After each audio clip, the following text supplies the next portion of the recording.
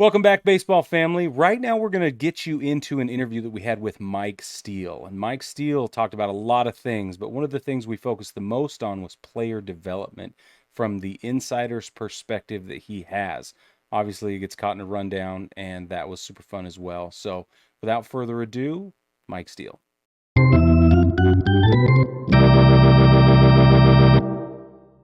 Welcome back, baseball family. So today we have a very special guest with us today. His name is Mike Steele. He is the owner of Steele Performance Group. He has spent 6 years coaching Division I baseball at Michigan State, Wichita State, and Long Beach State, 8 years with the Pirates throughout their minor league system, and 4 years with the Cleveland Indians as part of their development team. Welcome, Mike. How are you doing today? Doing great. Great to be here. Good. We're happy to have you. So just like we do with all of our guests, we're going to get you caught in a rundown. Are you ready for some rapid fire questions? Let's do it. Let's do it. Okay. Your very first question is, what is your quest? My quest is to develop young men through the sport of baseball and furthering values of, furthering their values of hard work, honesty, empathetic people that impact their communities through the lessons they learned that they got when they're around me. Amazing. Let's let that sink in for a minute. Before I ask my next hard-hitting question, Mike, what is your favorite color? Your favorite color? Black. Black. Nice. Goes with everything. Yeah, it does. Okay, right, first question. What is your favorite team? Do you have a favorite team? Yeah, that's a tough question. I don't. I don't, and one of the reasons, and it also hurts me with my boys, but when you start to work at this for a living, you don't become loyal to, like, you kind of, like, the fan in you dies. So I don't fan over any teams. I root for people. I root for coaches. I root for organizations. But it's like, I'm fan. I guess I'd say I'm fan of people, but I also understand it's more of an appreciation for how those people got there and the people around them that helped develop them. So, gun to my head, I'm a Tigers.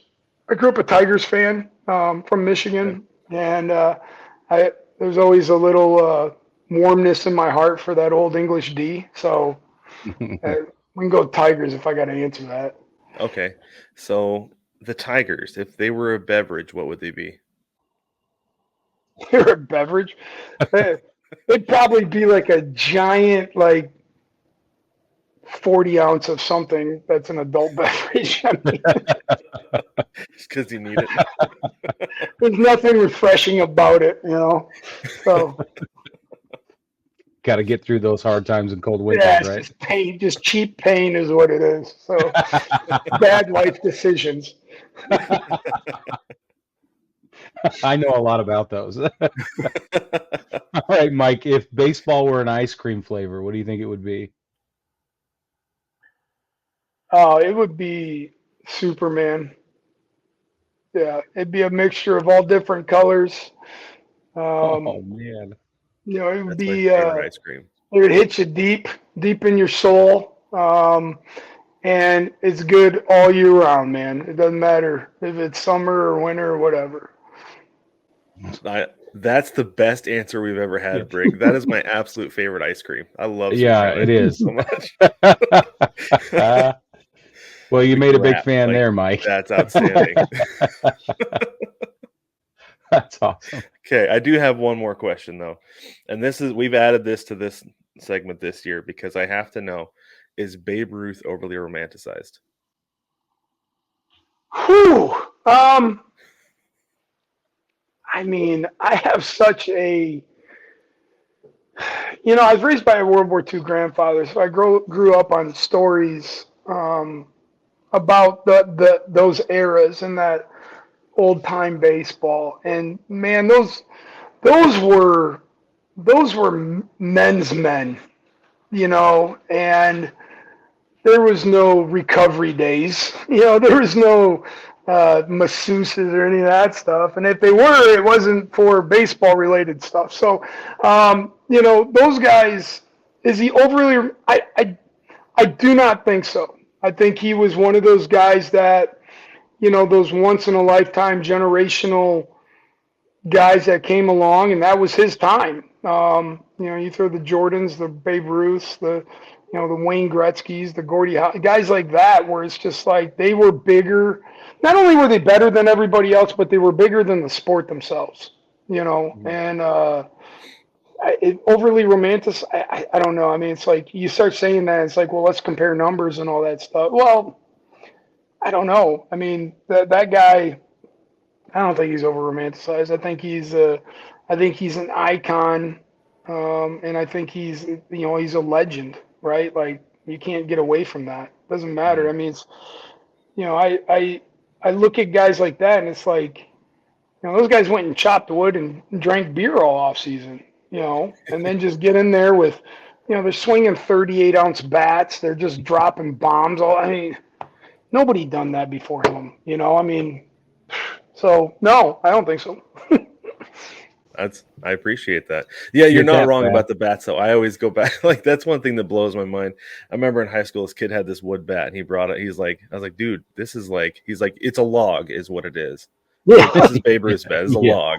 Yeah, I mean, if you're ever in Cooperstown. I know all the people that listen to this take the kids to Cooperstown. Go look at those guys' bats. They were heavier than they were long. I mean, it's ridiculous. It's true. Well, we were at the Ty Cobb Museum just the other day and looking at his turning model. It's just like there's no like I was looking at the knob on it, like the handle, and I was like, there's no way I'd be able to like even hold this bat, much less swing it. And they hung on to it like an axe, for crying out loud. It's like they're Thor, I mean, it was ridiculous. So they did. And I have to say too, talking about like the recovery days and everything, like the immediate image that popped into my mind is there's a video of Babe Ruth with I think a trainer, and he's like shaking his stomach, doing something to him. And he just like he gets over, he just smacks him like, "Get out of here! What are you doing?" Like, that was the high. No sports medicine. Yeah, the recovery process. Guys are sharpening their metal cleats, just taking out ACLs everywhere, Jeez. Yeah, exactly. Yeah. Speaking of Ty Cobb, right? Yeah. Well, if you're ever at the Louisville Slugger Bat Factory and Museum, they have a batting cage in the back where you can swing the turning models that some of these other guys have used all the way through the years. Last time I was there, I let myself buy a replica Babe Ruth bat, and so I have it, and you would never want to use it. It's just a cheap replica, but man, is it heavy. And it's this wide. The handle is so wide. Big, tough men, just big, tough, hairy men. Exactly just like this podcast. So that's right. I don't know about tough, but we can go with hairy. I gave up tough a long time ago. Yeah, it's a front. The beard is a front, that's for sure. But so let's talk about that though. So let's talk about the difference, like as a segue here. Let's talk about the difference between conditioning players then and now. Like going through development, what are some of like the baseline things that you would do for a player? Somebody comes to you and is like, hey, I want to get bigger, stronger, faster, I want to be a better hitter or whatever. Like what's some of the baseline stuff that you do with them to get started? So back when I was growing up, or back when we were kind of all growing up, we grew up athletic. We grew up playing in the yard. We grew up playing multiple sports, especially here, where I grew up in Michigan. I mean, but I think understanding the difference between this generation now and the generation that we were, these kids they're smart. They're smarter than we were. They're more socially connected than we ever could even think of being.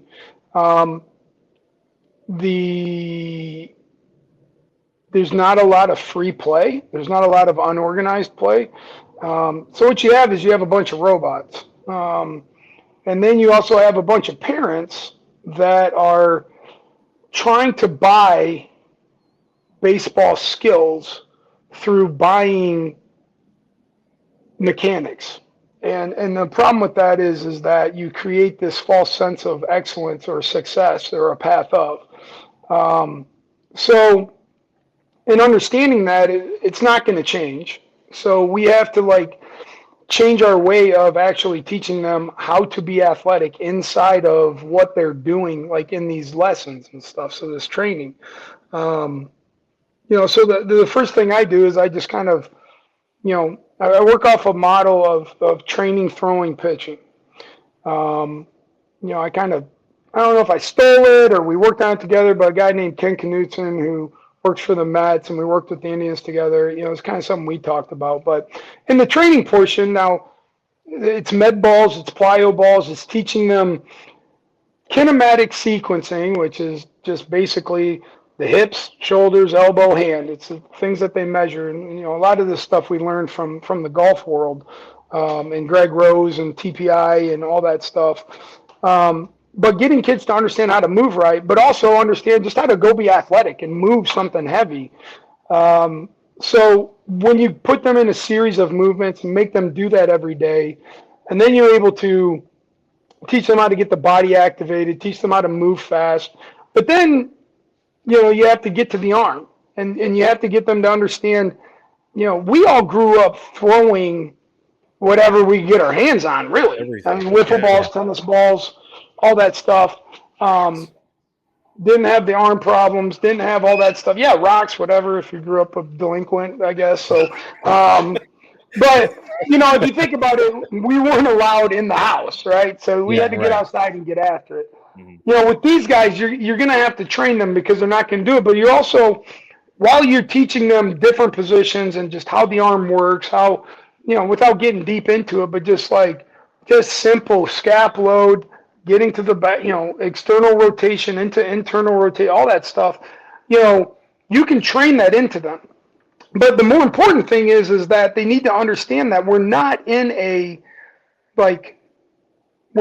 game where just acquiring information is going to help you. You're in a game of repetition because we're changing motor skills. We all learned motor skills because we had to go do things. These guys don't ever have to do things, and the only time they pick up balls is when they're in these lessons or they're at the baseball field, and then it's just complete, cognitive overload because now you got all these coaches telling them how to do things, so they get caught up in the how instead of just doing them. But a big thing of what I do with guys is once they get this training down, then we just go into athletic throwing, ground balls, fly balls, backs turned to me, reaction drills, all this stuff, and just the volumes and volumes and volumes. But I try to arm the parents and them with, depending on the age of the kids, like he's got to do this 4 or 5 days a week, not just 1 hour with me, or he's never going to get better. So I guess it would be like I'm always trying to figure out ways to attack them. How would you say, appropriately according to movement principles? The ground forces, athletic position, hinging, not pushing, stuff like that, and try to get them to really move over to buying into the movement, not just thinking about different parts of mechanics, if that answers the question. Yeah, I have that was a great answer, and I have an adjacent question. So that's how you're addressing the physicality of it, the biometrics and all of the athleticism that you talked about. What do you do with the mental and emotional side of it? And that's great. Yeah. Go ahead. Sorry. No. That's what I want to know. I assume certain parents are forcing their kids into this situation, or and some kids don't want to be there at their heart of hearts, right? And some do. And so what do you do in that situation? So there's guys that are clients, right? Like when we do some of the kid stuff, a lot of the times I have guys that are pretty motivated, so, but in those off chances where I get a new guy or it's a guy that, inside of our group that comes in and we're trying to, it feels like his parents just dropped him off. and he doesn't really want to be here, that sort of thing. I try to recognize that early, and then really all you can do is just encourage and speak, speak some truth to them, which is, hey man, if you did this, you could be pretty good. If you committed to this, you could be pretty good. Hey, that was really good. Everything's really positive because you never know. I mean, baseball might be a miserable experience for him other than when he comes in and sees me. So I'm trying to be the light of that week for him, and inside of that, the deepest problem is that we as parents and especially men, we've kind of abdicated our responsibility for raising our sons by punting them off to club baseball or to some coach, or by just not interacting with them, not going out and playing catch with them. I can't tell you the amount of guys that they've brought me somebody to throw with. I'm like, dude, he doesn't need to be here. You need to get a bucket of balls and for 6 months play catch with him, or have him just throw the ball as far as he can, or just interact with him. The other side of that is what happens with the kids is they come in and they basically transfer the authority of their father to the coach. So they start to believe. That's why you got to be careful with coaching. Is bad coaching is infinitely worse than no coaching. So if you're in there and all you're talking about are these mechanics and this mechanic and that position and that, what you're doing is you're making a kid go, well, I'm going to do these positions so I please this coach. Because in pleasing that coach, I'm essentially pleasing my father. And it's a dangerous psychological, road you walk down when you do that. But and specifically attacking the mental and emotional part of it, there's this hierarchy when it comes to talking about performance that people just they have no idea and they don't understand. And I'm guilty of breaking this. I'm probably why I'm good at this is because I've screwed it up so much. And that is that your mental state impacts your emotional state, that impacts your physical state, and then that impacts performance. So there's a lot of times, for instance, you see a kid pitch and he's freaked out. And he's whatever, let's use whatever coach obvious coaching cliche that every Tom, Dick, and Harry wants to scream from the dugout or from the stands, which is, hey, you're flying open. Hey, stay closed. Hey, throw strikes, which is a really good one, right? Because right, it works every time. Yeah, throw strikes. Hey, stop throwing balls, right? So they go and they do that, and what are they addressing? They're addressing the physical state. That's 3 steps down the road. Why is the guy doing that? Maybe the guy's scared to fail. Maybe he's freaked out. He hasn't worked probably, but we didn't do anything to address the mental state that guy's in that directed his emotions, that made him jump off the mound and have this fly open or whatever other, thing you want to throw out. So it's like, when people understand that hierarchy is paramount to developing people versus, which again is the problem because they're not looking at developing people. They're looking at winning, plastic rings, and then having some kind of social, be some kind of social paramount because their kid won the 10U triple SA in Mesa or whatever. Yeah. We that's where we stop looking at it. That's why, a lot of those teams and coaches, I always operated off this.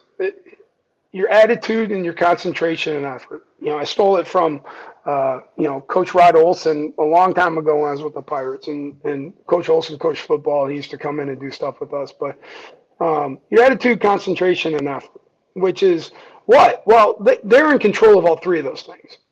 We're going to get to the baseball stuff.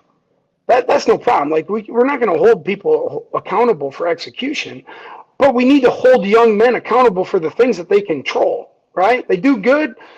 Okay. They do bad. Why? What's the ingredients behind that?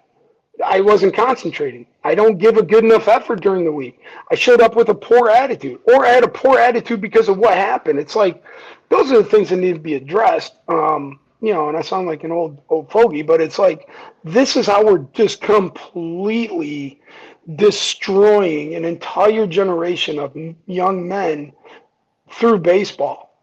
Because and through all sports, because it's all the same.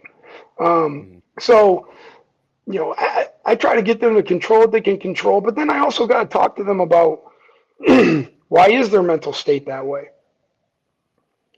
You show me somebody that doesn't work, they're going to come out and try hard. Well, you try hard, it's the same as being scared. You're just not trusting yourself. But then also understanding that the failure along the way is as much a part of the journey as having all the wins are. And it's actually more important. So if you can really contextualize what losing is and why, and not make it about you, then you're helping them see, okay, I'm going down this route, I'm going to fail, but that's to be expected. But I can't fail because of the three things I can control. I can fail because of physical execution. That's fine, So did that hit that? Oh yeah. Yeah, I think it absolutely. Totally. Well, I've always been curious when you're working in a minor league system for, say, the Pirates or the Indians, what is it you see in a guy you're like, oh, he's a big leaguer, or no, he never will be? Because I remember I worked for a minor league team for a season as an intern, and there was like 2 or 3 guys we saw come through. We're like, oh yeah, he's different. But for us, it was the physical side. Like we saw in the game, like, yeah, he is next level. He's different than everybody else here. What is it though, as a coach, you see a guy who's like, that guy's got all the talent, but he will never be a big leaguer, or like you see a guy, you're working with a guy, you're just like, yeah, he'll make it. Well, to address the first one, I mean, the biggest thing that there's a couple of things.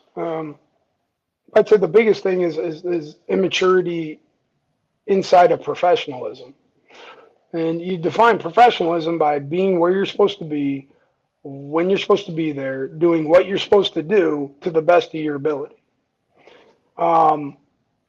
That's really hard to be a professional. And the problem when kids get into pro ball, they think it's a continuation of college or high school, which it is not. It's an evil game, and it's not there to develop you. It's there to actually weed you out. But not working every day the way they're supposed to be working, not taking care of stuff off the field like they need to be taken care of so they can free themselves up to work. Understanding operating versus performing. You look at those guys in the big leagues, they are not performing. It's not a good performance they have every night.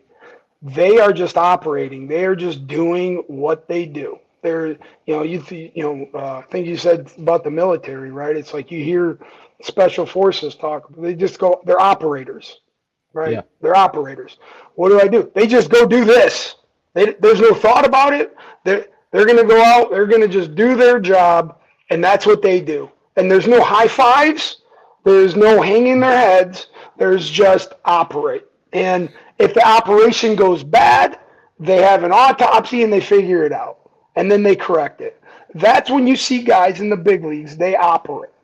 The guys that don't make it are those really talented guys that think that they can go out and outperform the game every 5th day, speaking in terms of a pitcher, or that their talent is enough to bypass their hard work.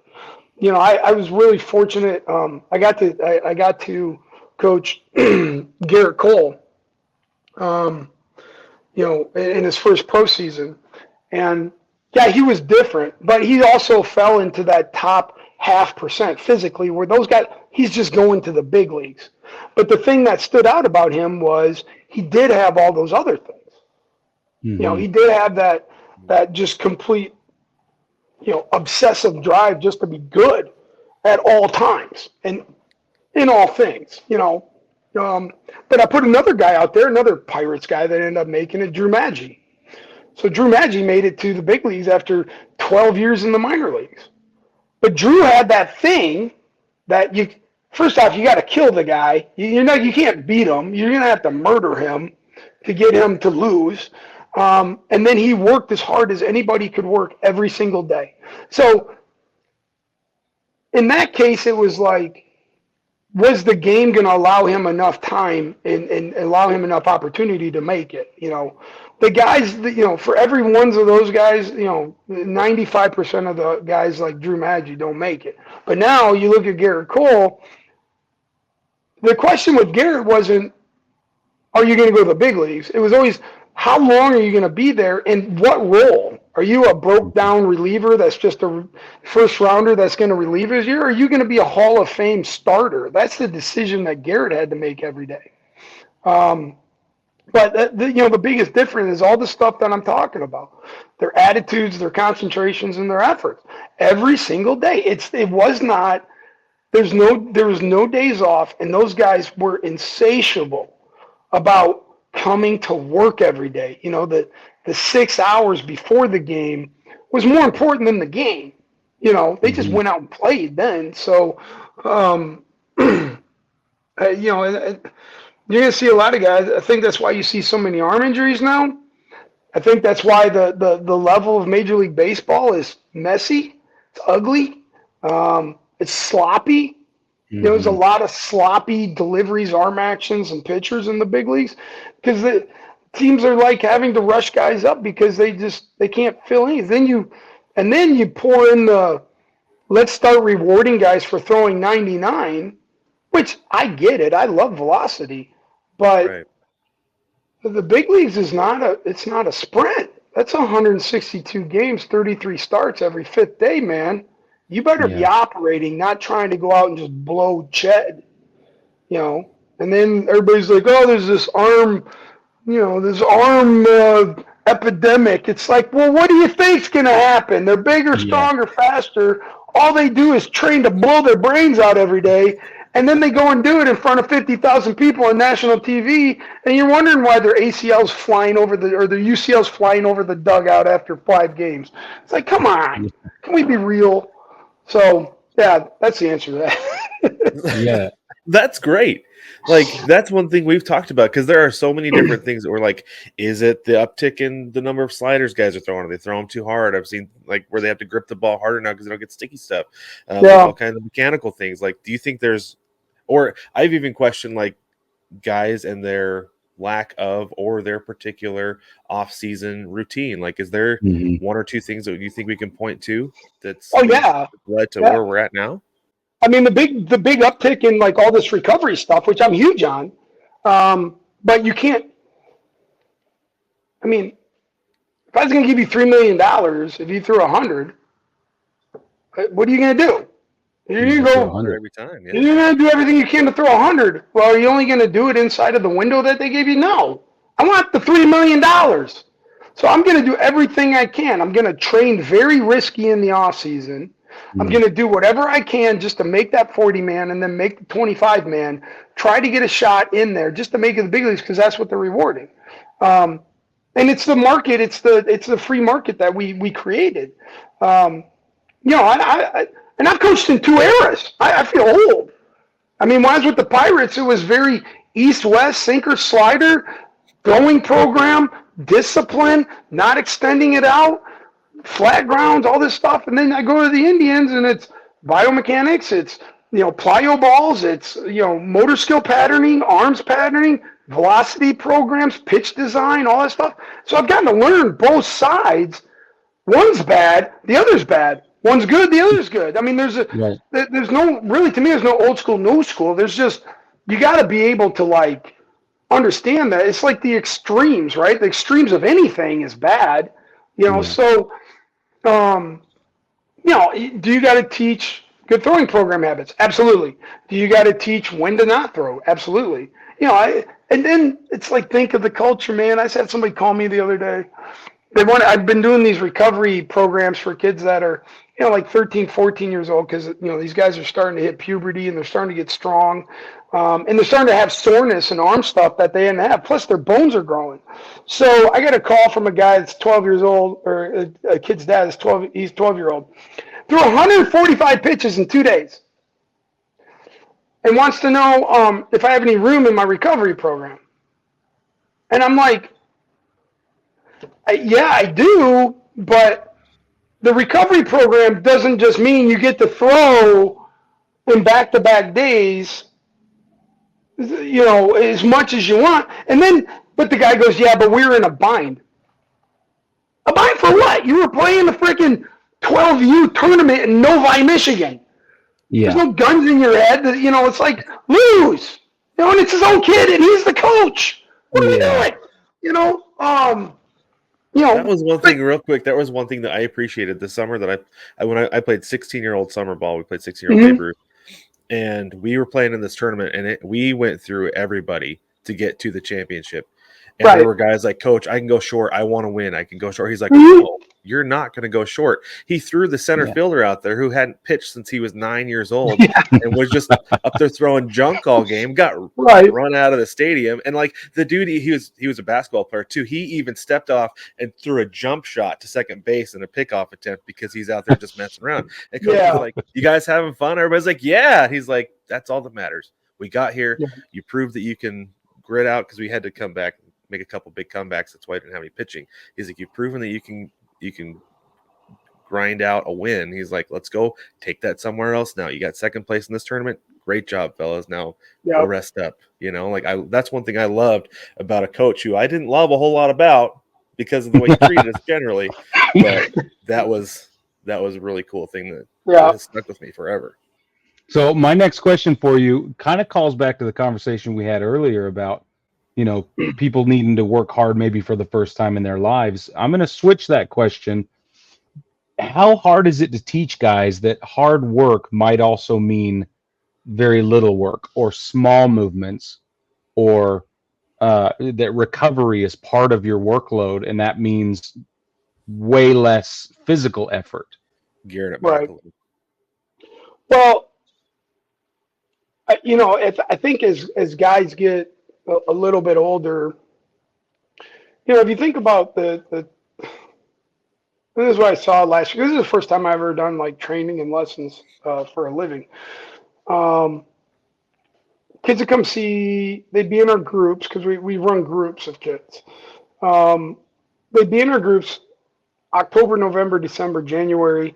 We'd go through the fundamentals, and then we'd move them up to, getting them prepared to pitch, like progress to the intensity to pitch. And then as soon as they started playing, I wouldn't see them. And I wondered why that was. A lot of it was, it's like, well, they're pitching on the weekends. Why would we do anything? Why would we do pitching lessons during the week? Well, typical kid goes out, throws gas, throws all of his gas on Saturday and Sunday, and then does nothing on Monday.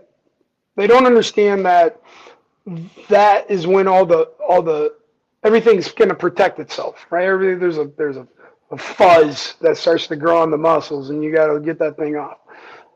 And they also understand that, like when you do plyo balls and med balls and stuff, what you're doing is you're training the body to move properly, especially when it's tired or their muscles are fatigued.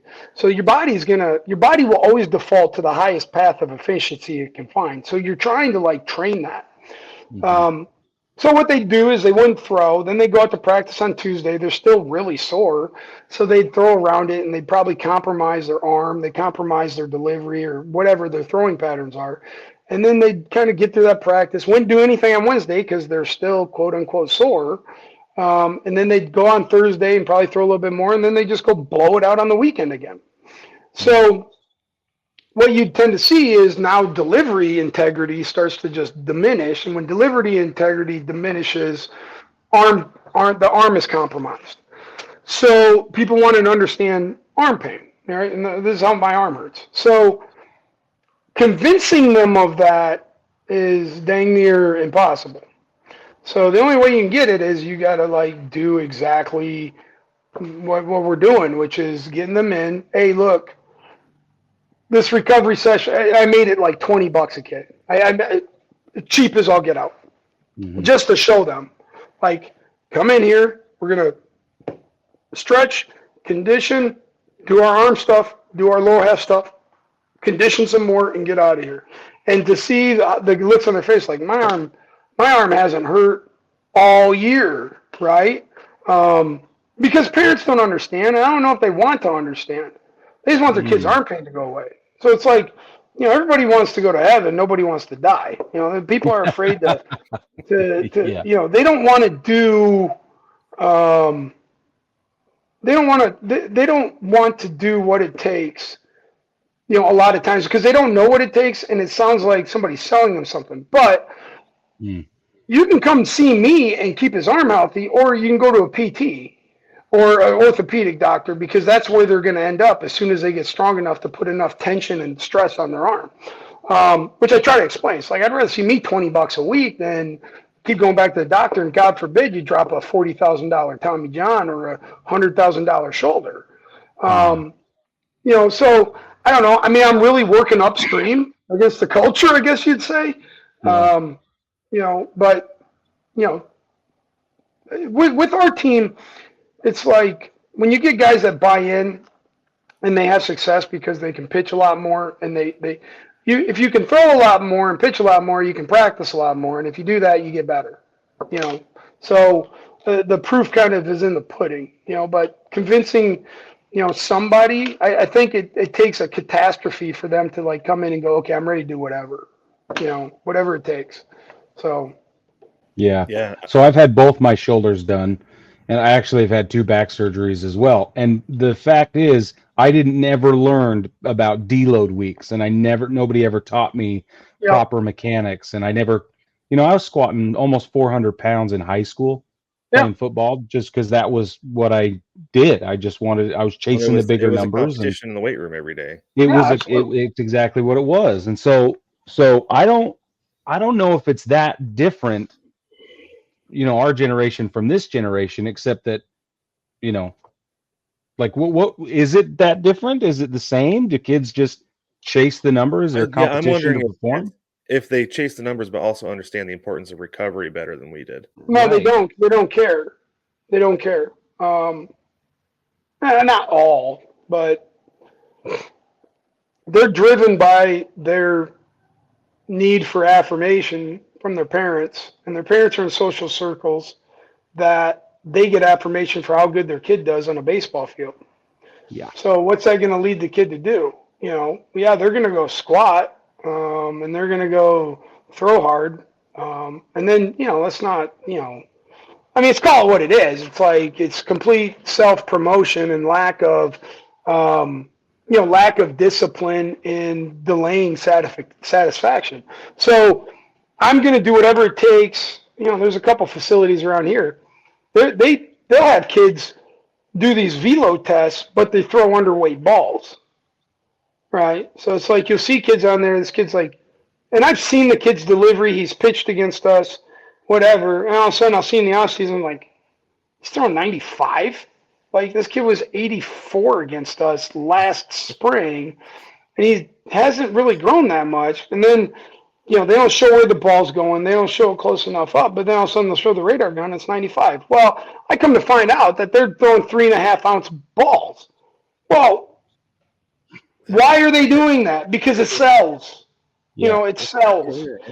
And the other thing is like, these kids are bigger. They're bigger and they're stronger and they're faster. There's no freaking question. I got a freshman he's 87 to 91. He's 14. Whoa. I didn't hit 91 till my junior year of college, and, got another freshman that's starting for us. That means, 6'1", 195-pound catcher. So, but I think parents are entering kids into a little bit more strength training early, but then getting them to understand, hopefully they get in a good place, because then they understand recovery. Like if for your example was, Yeah, you went in there and squatted, and say it was Monday, and you blew it out. You didn't get back in there on Wednesday and do the same thing, did you? No. No. But that's essentially what they're doing with these kids, because they're like, we're going to go to a Monday, Wednesday, Friday velocity program. Well, what do you think they're doing in a velocity program? They're not practicing recovery. No. They're going to go in and they're going to redline the thing as hard as they can 3 days a week with what direction do they have on the Tuesday, Thursday?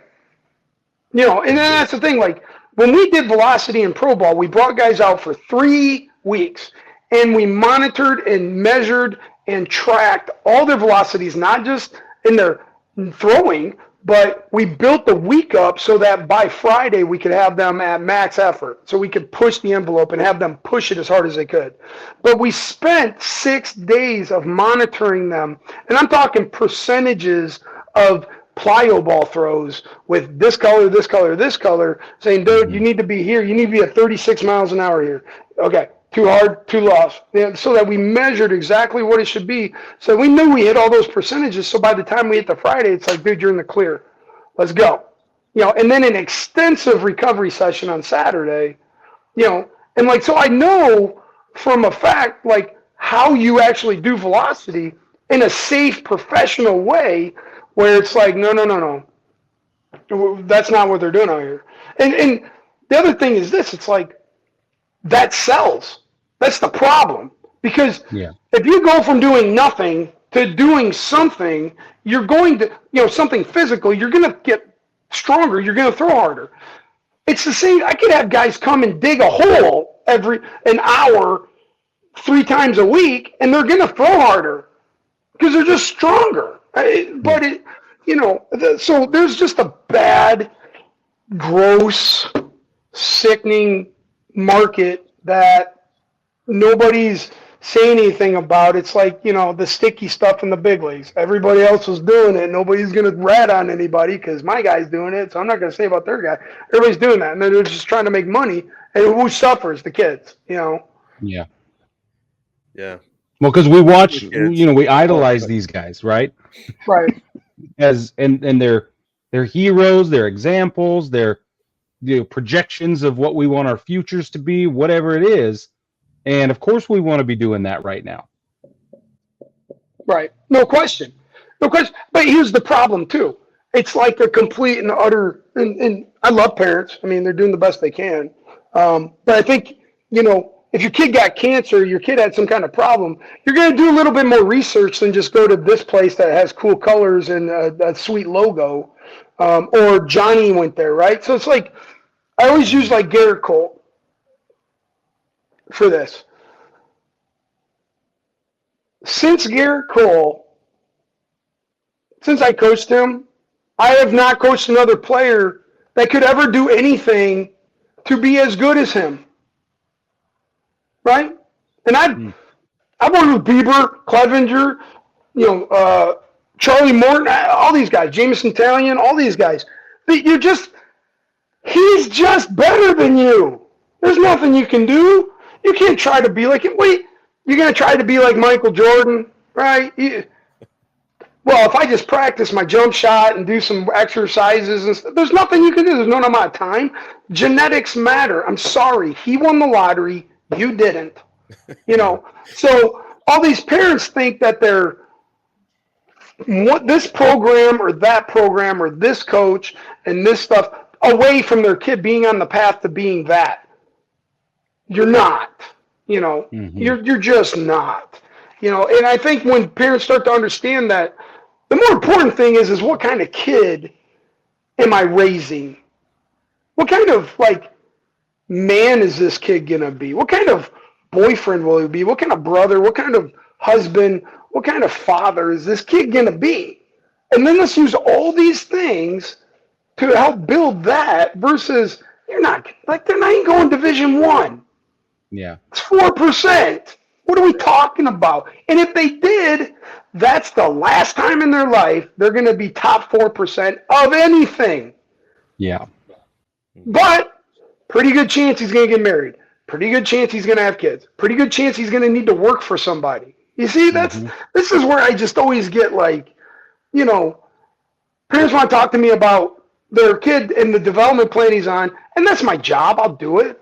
But when you start to push a little deeper, it's like, look, this kid he hasn't had his glove here 2 out of the last 4 times. And you want me to fix his delivery? Yeah. That's the problem, you know? So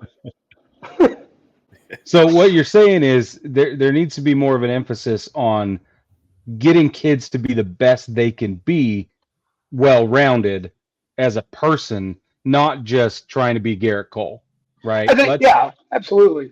Like, let's assess all of the parts of their life in one way or another, and then as an athlete, let's just find out how far they're capable of going, and let's get there instead of some idolized version. Well, if I asked you to name the most important 3 coaches that impacted you the most in your life, or men, I doubt it had anything to do with any physical skill they taught you. For sure. Right? I mean, even Brad brought it up. This guy killed us. I mean, our coaches were savages, you know, that were raised by World War II. I mean, they were psychos. They'd be like in jail now. But they furthered us as men, the ones that impacted us, you know, the ones that came alongside us, that were probably the hardest on us. And it had nothing to do with what our delivery or our swing looked like. It probably had everything to do with how we competed, how tough we were, and whether we were on time or not, what kind of attitudes we had, what our body language was like. Those are the people that impacted us. Yeah. You know, how we took a loss. I've told the story a couple times on this show about how that same coach got in my face and screamed at me for not getting a bunt down the right spot. And rather than like cowering, I don't know if I was over it or what, or maybe he toughened me up, but I laughed at him because he was screaming at me about not getting a bunt down where it needed to be. You know? Or maybe, maybe I was over him or what, but I don't know. But yeah, I mean, that's a really good point. But well, and those are the relationships, real quick, Brad, those are the relationships that I still try to connect with. And I'll just use the easy example. My dad is terrific. And every time we live on opposite sides of the country. And every time I see him, we throw a ball. Like we play catch every time. He comes out here, he brings his glove. I go out there, I take my glove with me. It's every single time. Yeah, it's awesome. Yeah. So we are just about out of time. But we brought up the kids. We talked, what was it, a couple weeks ago? You said you guys are 30-1, the high school team you're coaching? 35-1. 35-1 now. Yep. So where does that get you in the state tournament? Anything like that? Were you guys? Well, everybody. I would hope so. I mean, this school was really good before I got here. The head coach is Bob Riker. I mean, he's won over 700 games in 25 years. DJ LeMahieu went to school here. Wow. Nick Plummer, who's up there now, and it's a private school. It's called Brother Rice High School, Bloomfield Hills, Brother Rice. We ended up. One of the reasons I came back here is, I'm running development in the building that, DJ built, and, we have a great stadium, great setup. And we get really good players that come to school there. I'd say the biggest impact I had was, kind of putting in some of these systems that our pitchers and players do. And then, it was one of those things, like we talking about changing young men. We very rarely work on baseball fundamentals. We do ground balls and fly balls, and we play 2-ball game and all that stuff and make them compete against each other. But we spent the whole offseason just absolutely pushing them physically. And then it's like, what's the deal with hitting? It's like, we're not going to sit here and talk about your swing. We're going to crank these machines up, and for an hour, you guys are going to have to hit off of the hardest thing you've ever seen. And sometimes a foul ball is a success story. So I think that's one of those things where you plug in all this talent and you plug in this ability, but then you form a toughness, and that's how we're 35-1. And What's it get us in the playoffs? It doesn't get us anybody thing because everybody gets into district. So, and, this place always has a target on its back. So we get everybody's best pitchers all the time. And so we'll see. I mean, they're going well, but it's been a blast, but like I said, if you go to the theme of this entire time we've talked, it didn't have anything to do with baseball. It had us growing kids up, and toughening them up. And what's wrong with that? Because I think as we all see, we get out and it's just like, dude, the real world sucks and everybody hates you and nobody cares about you. And they don't care who your parents were. And, it's like, but yet we put these kids in a bubble, think if we give them a slider, all of a sudden the world's going to love them. And they get out and they're like, nobody cares about this, so. Yeah. But, yeah, no. But it's been a pleasure. Wednesday, nobody wants to hear about your slider. Exactly nobody. Yeah. Exactly. Exactly. Well, Mike, thank you so much for joining us. We really appreciate it. We're going to have you on again because love it. Yeah, anytime. List of questions, more stuff that I want to talk about with you. Yeah, and if we want to, whatever you guys want to do, I'm in all the time. I love what you guys do, and I really appreciate you guys letting me on. Oh, it's been great.